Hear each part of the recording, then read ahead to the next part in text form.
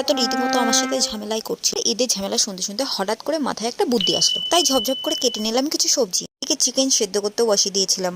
সবজির মধ্যে কেটেছিলাম একটু পেঁয়াজ, একটু বাঁধাকপি, একটু গাজর আর একটা টমেটো আর কিছু লঙ্কা। নিয়ে নিয়েছিলাম একটা ডিম, তারপর একটা বাটিতে একটু কর্নফ্লাওয়ার গুলে নিয়েছিলাম।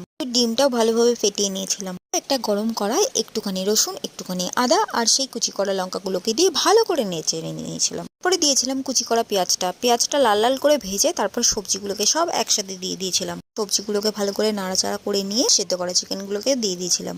সবজিগুলোর ভেতর একটু চাট মশলা, স্বাদ মতন লবণ, একটু মরিচের গুঁড়ো দিয়ে দিয়েছিলাম। পরে সেদ্ধ করা চিকেনের যে জলটা ছিল সেই জলটা আমি এতে ঢেলে দিলাম। 10-15 মিনিট রেখে জলটা ফুটে উঠলে তাতে ফাটানো ডিমটা আমি দিয়ে দিলাম। তারপর দিয়ে দিয়েছিলাম ওই গোলা কর্নফ্লাওয়ারটা। অবশেষে তাতে একটু ধনেপাতা কুচি আর একটু লেবু রস মিশিয়ে গরম গরম স্যুপটা খেয়ে ফেললাম। তোমরা এই রেসিপিটা অবশ্যই বাড়িতে একবার ট্রাই করো। ভিডিওটা কেমন হলো আর এরকম ধরনের ভিডিও পেতে চাইলে কমেন্ট করো।